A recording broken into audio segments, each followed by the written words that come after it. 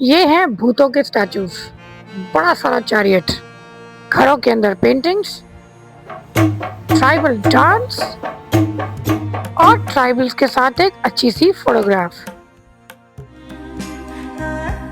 Hello everyone, welcome back to my channel. आज मैं आपके लिए वो जगह लेके आई हूँ जो आपके दिल्ली के बकेट लिस्ट में ज़रूर होनी चाहिए। तो चलिए मैं आपको लेके चलती हूँ national art and craft museum Delhi. यहाँ पे आपको पार्किंग की फैसिलिटी मिल जाएगी जो बिल्कुल फ्री है। एंट्रेंस पे ही आपके राइट साइड पे मिलेगा आपको कैफे और सामने मिलेगी आपको सुवेनियर शॉप। सुप्रीम कोर्ट इसका नियरेस्ट मेट्रो स्टेशन है, वहाँ ये जो बिल्डिंग है ये आपका सकते हैं। टिकट काउंटर है। वहाँ पे आपको अपनी एंट्री करनी है। यहाँ पे right your name and phone number और वहीं से आपको हेडफोन्स और रिमोट मिलेगा। तो चलिए लेट्स कलेक्ट दैट फर्स्ट। यहाँ पे मैंने एंट्री कर दी है and entry has no fee, लेकिन मैंने यहाँ पे लिया है headphone which is costing, I told you, Hindi के लिए 60 रुपीज है और इंग्लिश के लिए 100 रुपीज। तो उन्होंने मुझे पहले तो ये कार्ड दिया, यहाँ पे ये सारी सीरीज लिखी हुई है। I don't know if you can hear me और not because there is lot of background noise. तो यहाँ पे सारे नंबर्स हैं, ये नंबर के अकॉर्डिंग ऑडियो होगा। And here I have my headphone and my remote. So let's get going guys. और उन्होंने मुझे अभी समझाया भी है कि ये रिवर्स है, फॉरवर्ड है, कहाँ स्टॉप करना है, कैसे प्ले करना है। So let's go there. Thank you. Hi everyone, I am Navneet. Welcome back to my channel wanderlust and decor. मैं आई हूँ हमारे ही देश के national art and craft museum. यहाँ पे आने का मेरा मेन मकसद ये कि पहले जमाने में अपने घरों के इंटीरियर्स और एक्सटीरियर्स को किस तरह से ये डेकोरेट करते थे। विंडोज में जो कार्विंग है, डोर्स में जो कार्विंग है, उसको कितनी बारीकी से बनाया गया है। आजकल जैसे मॉडर्न आर्किटेक्चर में हम देखते हैं कि जो घरों की बिल्डिंग्स हैं, we try to keep that very simple and clean, लेकिन ओल्ड और हमारे एंशियंट्स जो हमारे इंडियन आर्किटेक्चर है उसमें विंडोज डोर्स को कितनी अहमियत दी जाती थी। तो आज इस व्लॉग में हम यही देखेंगे, तो बने रहिए व्लॉग के एंड तक। You can see this headphones and this remote in my hand. Now ये दोनों लैंग्वेजेस में आता है, हिंदी एंड इंग्लिश बोथ। शुरुआत होगी आपकी एक वेलकम ऑडियो के साथ। उसके बाद पहला होगा आपका अय्यनार श्राइन टेराकोटा जो कि तमिलनाडु से है। यहाँ पे आपको टेराकोटा की बड़ी बड़ी मूर्तियाँ मिल जाएंगी जो 10 फीट से भी ज़्यादा ऊंची हैं। तो जैसा कि मैंने कहा कि यहाँ की एंट्री फ्री है, आपको अपना बैग जमा कराना पड़ेगा, लेकिन पर्स आप अपने साथ कैरी कर सकते हो। मोबाइल कैमरा का कोई फीस नहीं है, लेकिन अगर DSLR लेके जा रहे हैं तो उसकी फ़ीस है 500 रुपीज़। तो फ्रेंड्स, गैलरीज एंटर करने से पहले बाहर ही आपको दीवार पे बड़ी बड़ी पेंटिंग मिल जाएंगी। इन पेंटिंग्स में वारली आर्ट जो कि मध्य प्रदेश उड़ीसा से की हुई है, इन सारी पेंटिंग्स में अलग अलग तरह की स्टोरीज बताई गई हैं। जैसे जैसे आप आगे बढ़ते जाएंगे डिजिटल ऑडियो आपको इन सारी स्टोरीज के बारे में बताता रहेगा। डिजिटल ऑडियो से मुझे कुछ कुछ याद है कि ये जो सामने पेंटिंग देख रहे हैं इसमें पूरा 1 साल की सारी स्टोरी बताई गई है।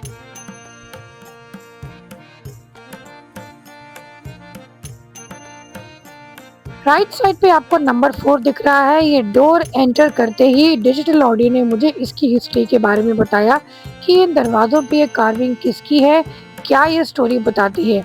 और ये जो दरवाज़ों का स्ट्रक्चर है मुझे बहुत स्ट्रॉन्ग लगा। जैसा कि मैंने कहा कि एंशिएंट टाइम में ये दरवाज़ों पे इंटीरियर और एक्सटीरियर्स पे बहुत ध्यान देते थे। अगर आप देखा जाए तो ये जो पूरी लकड़ी है ये बहुत ही सॉलिड है और ये 1 वुड कार्विंग की हुई है।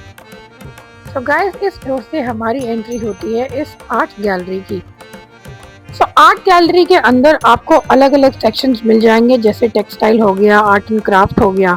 तो ये वाले डोर से देखिए मुझे सारे टॉयज का और उनके क्या यूटेंसिल्स यूज करते थे।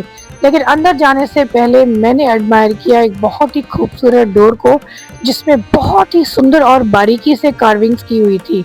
हैरानी की बात यह है कि उस टाइम के जो क्राफ्ट्समैनशिप था वो कितना फाइन था, और ऐसी आर्ट आज के ज़माने में देखने को नहीं मिलती। इसलिए जब भी आप ऐसे पुराने दरवाजे खरीदने जाते हैं वो काफ़ी महंगे आते हैं। तो फ्रेंड्स, पहली गैलरी एंटर करते ही आपको ये बहुत ही सुंदर है बंगाल के गांव का सीन दिखेगा, और ये जो सारे फिगरीन्स हैं ये 16th सेंचुरी से प्रभावित हैं।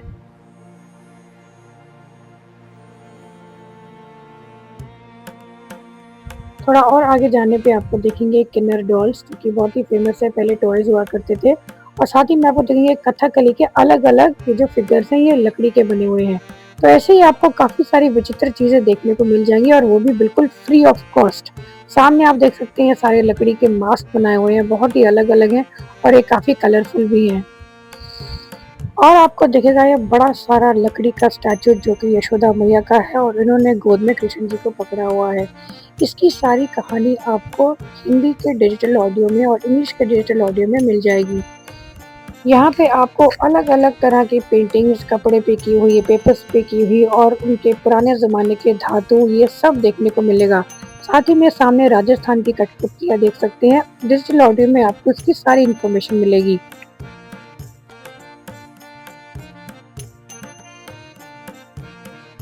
अगर आपको पुराने ज़माने के बड़े-बड़े भूत के स्टैचूज़ देखने हैं तो आप इस म्यूज़ियम में ज़रूर आइएगा। जी हाँ, ये सारे स्टैचूज़ 20 फुट से भी ज़्यादा ऊँचे हैं और इन अलग-अलग स्टैचूज़ के पीछे कोई ना कोई कहानी जुड़ी है जो आपको डिजिटल ऑडियो में सुनने को मिलेगी। अगर आप इन दरवाज़ों को बहुत ध्यान से देखें तो हैरानगी की बात है कि ये सब हाथ से बनाए हुए हैं।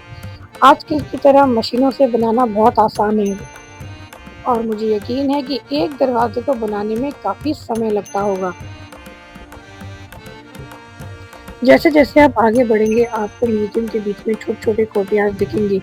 ये जो कोर्टयार्ड्स हैं आज भी कई घरों में पाए जाते हैं, स्पेशली जब आप साउथ इंडिया की तरफ जाते हैं।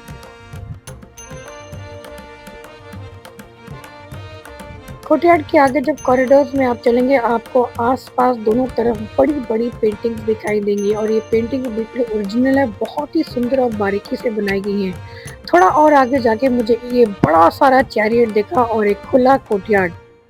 ये जो इतना बड़ा रथ आप देख रहे हैं ये महाराष्ट्र से है जिसमें देवी देवताओं को बिठा के लेके जाया जाता था और जो लोग थे वो इसको रस्सी से आगे पीछे खींचते थे। बीच में जो आपको ऊपर ये सीट दिख रही है इसी में देवी देवताओं को बिठा के लेके जाते थे जैसे श्री राम, श्री विष्णु।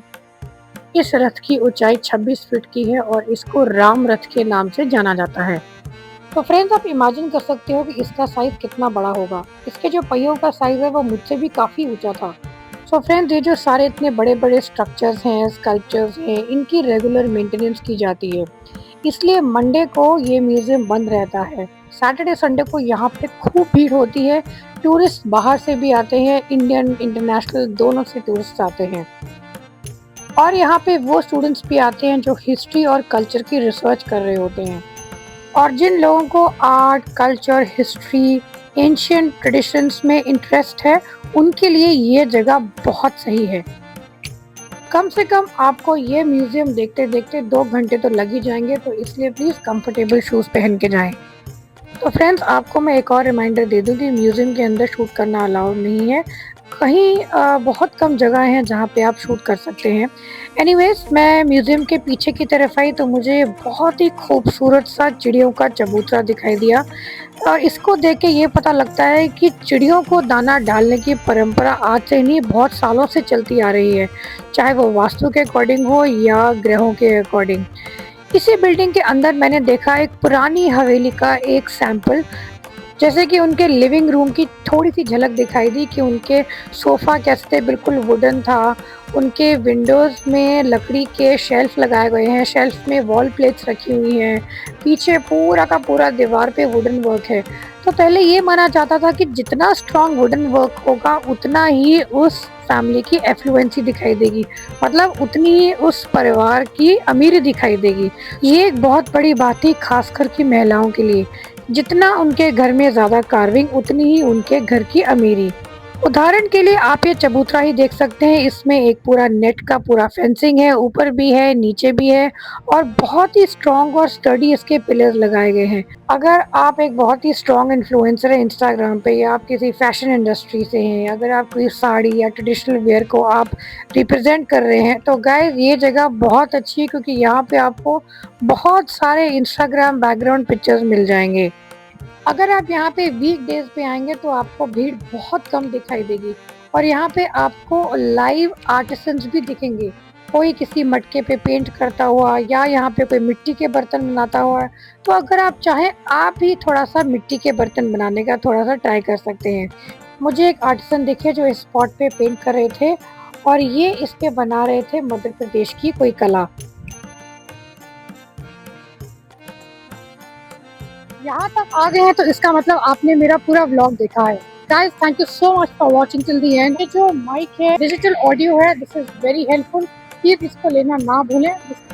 मिलते हैं अगले व्लॉग में, मुझे भी नहीं पता कहाँ पे। तो तब तक के लिए stay healthy and stay happy. Thank you for watching. अरे अरे रुकिए, कहाँ चले? अभी तो इस व्लॉग में और भी बहुत कुछ बाकी है। अभी दिखेगा आपको छोटा सा शॉपिंग एरिया, और मैं आपको दिखाऊंगी कि लोग पॉटरी के आइटम्स बना रहे थे। एक्चुअली लाइन इतनी लंबी थी कि मेरी टर्न आई ही नहीं, तो टाइम बहुत लग जाता। और साथ ही में मैंने ट्राइबल्स का डांस देखा, उनके साथ मैंने फोटोग्राफ भी खिंचवाई, और उन्होंने मुझे एक अपनी बहुत ही स्पेशल कैप पहना के मुझे सम्मान भी दिया।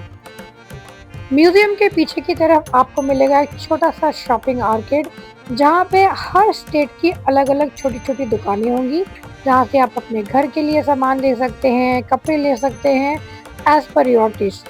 लेकिन याद रहे कि म्यूजियम में जो भी शॉप्स होती हैं उनमें रेट थोड़ा सा हाई होता है।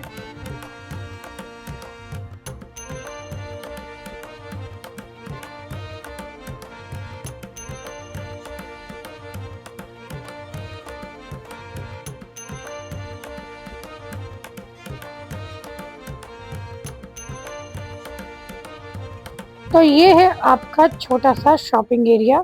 इसी एरिया में लास्ट में जाके आपको दिखेगी पॉटरी की दुकान, जहाँ पे आप कोई भी आप पॉटरी का आप सामान बना सकते हैं, सीख सकते हैं विदाउट पेइंग एनीथिंग। ये बिल्कुल फ्री है।